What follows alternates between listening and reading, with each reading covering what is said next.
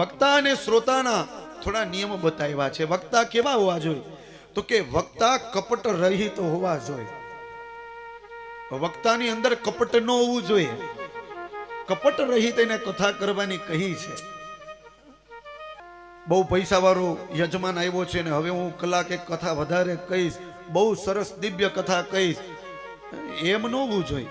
આ કથા છે, સરિતા છે. સરિતાનો સ્વભાવ હોય એ બધાને એક સરખું જ માન સન્માન આપે. એમાં કોઈ મોટો નહીં, એમાં કોઈ નાનો નહીં. એક સમાન એનું ધ્યાન હોવું જોઈએ. તો કપટ રહિત વક્તા હોવા જોઈએ. શ્રોતા કેવા હોવા જોઈએ? તો કે આદર વાળા શ્રોતા હોવા જોઈએ. એ વક્તાને આદર ભાવથી, પ્રેમ ભાવથી જોતા હોવા જોઈએ અને આદર ભાવથી કથા સાંભળતા હોવા જોઈએ. આ શ્રોતાનો નિયમ છે. વક્તા કેવા હોવા જોઈએ? તો કે પ્રેમથી, ભક્તિથી, જ્ઞાનથી કથા કહેતા હોવા જોઈએ. અને શ્રોતા તો કે વિરક્ત થઈને કથા સાંભળતા હોવા જોઈએ. વક્તા શિવ નામનું દાન કરતા હોવા જોઈએ. શિવનો મહિમા કહેતા હોવા જોઈએ.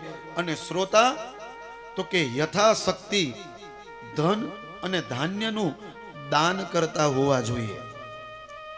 વક્તા કેવા હોવા જોઈએ? તો કે કોઈ પણ સ્ત્રી પુરુષ, ધનવાન ગરીબ, ઊંચ નીચ વચ્ચેનો ભેદ રાખ્યા વગર કથા સંભળાવે અને સમજાવે એવા વક્તા હોવા જોઈએ.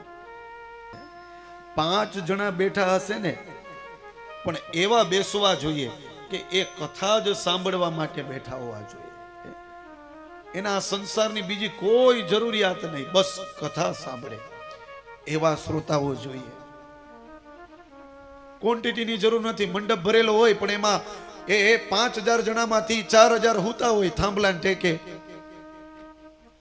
તમે આમ જોવો ને તો ઘણી બધી જગ્યાએ આ જ્યારે હમણાં ચૂંટણી આવશે ને ત્યારે અલગ અલગ જગ્યાએ પ્રચાર થશે તો ગામે ગામેથી જાશે. તમે જોજો એમાં કોઈ સાંભળવા વાળા ન હોય, ખાલી બેહવા વાળા હોય. તો એવા લોકોની જરૂર નથી. જે કથા સાંભળે, કથાનું મનન કરે, કથાને સમજે એવા શ્રોતાની જરૂર છે. એવા શ્રોતા હોવા જોઈએ. એટલા માટે શ્લોકથી પ્રમાણ આપ્યું છે. સત્યમ શોચમ દયા મૌનમ માર્જવમ વિનયમ તથા શોધાર્યમ મનસ શ્વેત કુર્યાદ નિત્યમ કથા ભ્રતિ. જે સત્યનું પાલન કરે, જે શોચ એટલે કે પવિત્રતા રાખે, જે દયા રાખે, જે મૌન રાખે, જે ધૈર્ય રાખે, જે વિનય રાખે, જે મનને કેન્દ્રિત રાખે એવા શ્રોતા અને વક્તા હોવા જોઈએ.